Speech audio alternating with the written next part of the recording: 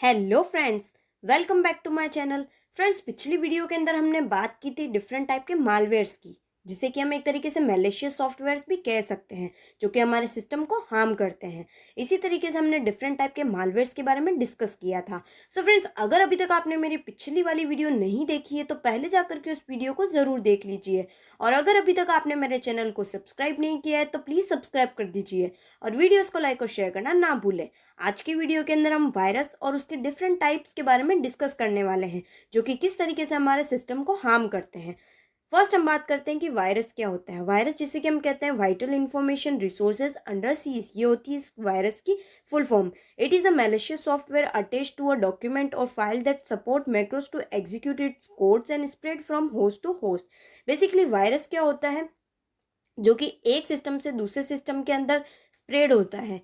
ये ऑनलाइन भी हो सकता है और ऑफलाइन भी हो सकता है। जैसे पहले भी मैंने आपको पिछली वीडियो के अंदर बताया था कि ये ऑफलाइन किस तरीके से स्प्रेड होता है। मान लेते हैं हमारे पास में कोई ए सिस्टम है और ए सिस्टम से हम बी सिस्टम के अंदर डेटा को ट्रांसफ़र कर रहे हैं और उस डेटा के ट्रांसफ़र के लिए हम पेन ड्राइव का यूज़ करते हैं। जब इससे हम पेन ड्राइव के अंदर डेटा लेते हैं ए से और फिर उसके बाद में बी के अंदर उस डेटा को ट्रांसफ़र करते हैं या जो भी हमको वर्क करना है वो करते हैं, तो ए के अंदर जो भी वायरस होगा ये यहाँ से वायरस जो है वो बी के अंदर चला जाता है, एक तरीके से स्प्रेड हो जाता है। इसीलिए इसे हम क्या कहते हैं, होस्ट टू होस्ट वायरस जो है स्प्रेड होता है।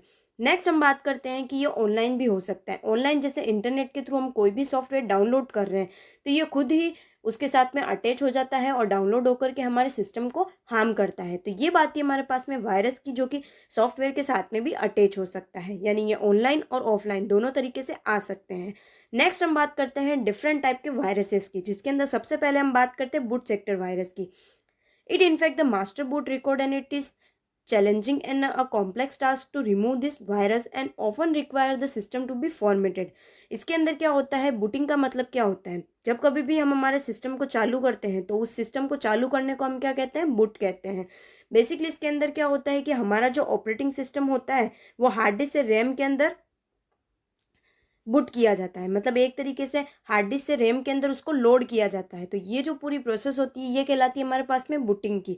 तो ये जो बूट सेक्टर वायरस होता है ये क्या काम करता है, हमारे बूट रिकॉर्ड जो होते हैं उनको इन्फेक्ट करता है, यानी जो भी हमारे पास में बूटिंग से रिलेटेड जो भी प्रोसेस होती है उसको ये हार्म करते हैं, उसको रोक लेते हैं और उसकी वजह से हमारा सिस्टम चालू ही नहीं हो पाता है। Often require the system to be formatted, और कभी कभी ऐसा भी होता है कि हमें सिस्टम को फॉर्मेट करने की ज़रूरत होती है क्योंकि इसको रिमूव करना मुश्किल होता है। It spread through removable media. ये बेसिकली कोई भी हमारे पास में रिमूवेबल जो मीडिया होता है उसके थ्रू स्प्रेड होता है।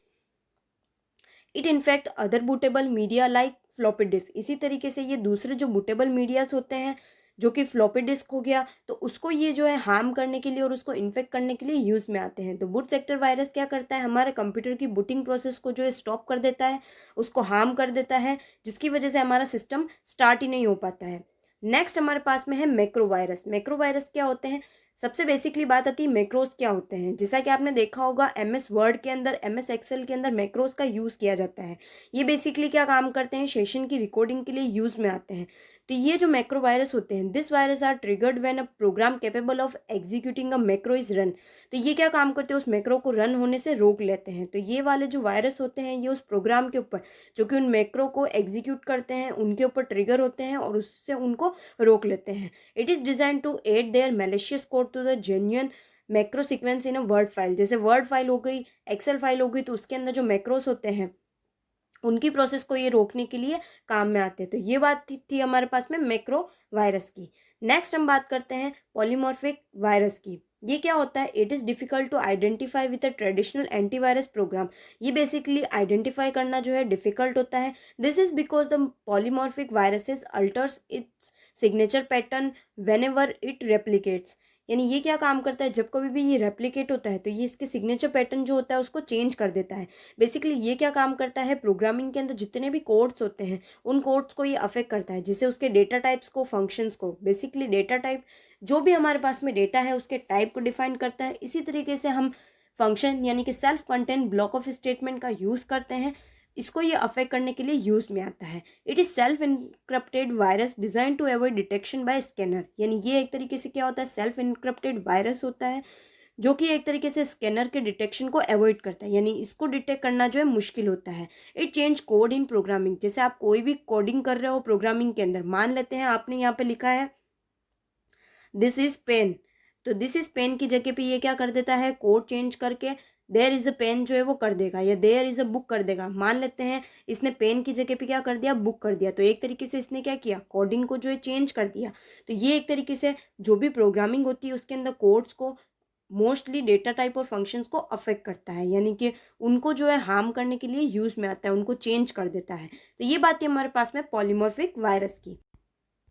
नेक्स्ट है हमारे पास में स्टेल्थ वायरस। स्टेल्थ वायरस क्या काम करता है, विच कैन हाइड इटसेल्फ, जो खुद को छुपा देता है, यानी सिस्टम के अंदर ये होता है तो भी हम चाहे कितना भी स्कैन कर ले, कितना भी डिटेक्ट कर ले, ये उस सिस्टम के अंदर हाइड रहता है, यानी कि ये दिखाई नहीं देता है और नहीं हम इसको डिटेक्ट कर सकते हैं। नेक्स्ट है हमारे पास में मल्टीपार्टाइड वायरस। बेसिकली ये क्या होता है, it is able to infect multiple parts of a system including boot sector, memory and files. जैसा कि इसका नाम है, ये क्या करता है, सिस्टम के अंदर मल्टीपल पार्ट्स को इन्फेक्ट करता है। जैसे हमारे पास में बूट सेक्टर हो गया, मेमोरी हो गई, इसी तरीके से फाइल्स हो गई, तो डिफरेंट टाइप की फाइल्स को मान लेते हैं ये लॉक कर देता है। कोई भी मेमोरी है तो उस मेमोरी को ये हार्म करता है। It is difficult to detect and contain, इसको डिटेक्ट करना डिफिकल्ट होता है। It spread to multiple ways, ये किसी भी तरीके से यानी मल्टीपल वे से जो है सिस्टम के अंदर स्प्रेड होता है और सिस्टम को हार्म करता है। नेक्स्ट हमारे पास में बात आती है रेसिडेंट वायरस। रेसिडेंट वायरस क्या होता है, which can harm a primary memory. Basically ये एक ऐसा वायरस होता है जो कि प्राइमरी मेमोरी, जिसे कि हम एक तरीके से रैंडम एक्सेस मेमोरी भी कह सकते हैं, जो क्या काम करता है, जितना भी डेटा होता है उसको लोड करने के लिए, उसको एक्सेस करने के लिए यूज़ में आता है। तो प्राइमरी मेमोरी, जिसे कि हम मेन मेमोरी कहते हैं, इस मेन मेमोरी को ये हार्म करता है। It is difficult to identify the virus and it is even difficult to remove a resident virus. इस वायरस को डिटेक्ट करना यानी कि उसको आइडेंटिफाई करना मुश्किल होता है। इसी तरीके से इस रेसिडेंट वायरस को रिमूव करना भी मुश्किल होता है। तो ये बात है हमारे पास में रेसिडेंट वायरस की। नेक्स्ट बात है हमारे पास में फाइल इन्फेक्टर वायरस की। बेसिकली फाइल इन्फेक्टर वायरस क्या होता है, it come attached with program files such as .com और .exe। अब बात आती है कि ये .com और .exe फाइल्स होती क्या है। जैसे आपने देखा होगा आपकी सी ड्राइव के अंदर, जब आप आपकी सी ड्राइव के अंदर जाएंगे तो आपको इस तरीके की .exe फाइल या .com फाइल जो है देखने को मिलेगी। तो ये जो फाइल्स होती है वो सी ड्राइव के अंदर होती है। ये जो वायरस होता है वो इन प्रोग्राम फाइल्स के साथ में अटैच हो जाता है और उनको क्या कर देता है, या तो लॉक कर देता है या उनको हार्म करता है, यानी इन फाइल्स को ये एक तरीके से हार्म करने के लिए यूज में आता है। It infect any program for which execution is requested including .system, .ovl, .prg and .mnu files, यानी ये एक तरीके से उन प्रोग्राम्स के साथ में अटैच हो जाता है, उनको एक तरीके से उनको हार्म करता है जिनका एग्जीक्यूशन होता है। जैसे .system फाइल हो गई, .mnu फाइल्स हो गई, तो इनको ये हार्म करने के लिए यूज में आता है। When the particular program is loaded the virus is also loaded. अब ये किस तरीके से होता है, जब कभी भी कोई प्रोग्राम लोड होता है तो ये वायरस उसके साथ में, जो कि उसके साथ में अटैच होता है उन फाइल्स के साथ में, वो भी लोड होना चालू कर देता है। इसीलिए इसे हम क्या कहते हैं, पैरासिटिक वायरस भी तो जो है कहते हैं। तो ये फाइल इन्फेक्टर वायरस, जैसा कि इसका नाम है, ये फाइल्स जो होती है उनके साथ में अटैच हो जाता है। जब कभी भी ये प्रोग्राम फाइल्स या प्रोग्राम्स लोड होते हैं तो ये वायरस उनके साथ में लोड होकर के उनको हार्म करता है। नेक्स्ट है हमारे पास में स्पेस फिलर वायरस। जैसा कि इसका नाम है, इसे एक तरीके से हम कैविटी वायरस भी जो है कह सकते हैं। It occupy the empty space between codes, it doesn't harm the files. ये एक तरीके से क्या करता है, जो भी हमारे पास में कोड्स होते हैं उनके बीच के एम्प्टी स्पेस को जो है ऑक्यूपाई कर लेता है, यानी उनको फील कर देता है। किस तरीके से, लाइक हम लिखते हैं आई एम गुड गर्ल, तो इस तरीके से लिखते हैं। तो इनके बीच का जो यहाँ पे ये स्पेस होता है, ये इस स्पेस को क्या करता है, फिल कर देता है। इसीलिए इसे हम क्या कहते हैं, स्पेस फिलर वायरस कहते हैं। यानी ये एक तरीके से जो भी हम कोड्स लिख रहे हैं तो उनके बीच के स्पेस को जो है ये ऑक्यूपाई कर लेता है।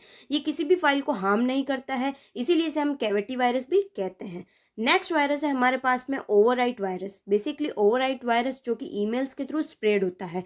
It detect all file, it infect, ये जितनी भी फाइल्स होती है उनको डिलीट कर देता है, यानी जितनी भी फाइल्स होती है उनको डिलीट कर देता है जिसके साथ में ये इन्फेक्ट होता है। The only possible mechanism to remove it to delete the infected files and the end user has to loss all the content in it. अब अगर हमको इसको दूर करना है, मान लेते हैं जिन भी फाइल्स को ये डिलीट कर रहा है या इन्फेक्ट कर रहा है, तो उन फाइल्स को हमें क्या करना पड़ता है, या तो डिलीट करना पड़ता है, तो अगर हम डिलीट कर देंगे तो उन फाइल्स के जितने भी कंटेंट होंगे वो लॉस हो जाएंगे। तो ये ओवरराइट वायरस जो होता है, जो क्या काम करता है, एक तरीके से फाइल्स को ओवरराइट कर देता है। मान लेते हैं हमारे पास में कोई भी फाइल्स है, जैसे हमारे पास में ए नाम की फाइल है, तो ये जो ए नाम की फाइल है इसके ऊपर अगर ये वायरस लग जाता है तो ये इसके जितनी भी फाइल्स होती हैं उनको उसके अंदर डिलीट कर देता है और इसके नेम को चेंज कर देता है। तो ये एक तरीके से नेम को भी इन्फेक्ट करता है। तो ये ओवरराइट वायरस कहलाता है। नेक्स्ट है हमारे पास में डायरेक्ट एक्शन वायरस। बेसिकली इसे हम नॉन रेसिडेंस वायरस भी कहते हैं। इट गेट्स इंस्टॉल्ड और stay hidden in the computer memory. ये बेसिकली कंप्यूटर की मेमोरी के अंदर हिडन रहता है, यानी कि ये दिखाई नहीं देता है। चाहे हम कितना भी इसको डिटेक्ट कर ले, ये हमें डिटेक्ट नहीं होता है। It stays attach to the specific type of file that it infect, यानी कि ये स्पेसिफिक टाइप की फाइल्स के साथ में जो है अटैच हो जाता है। It doesn't affect the user experience and system performance.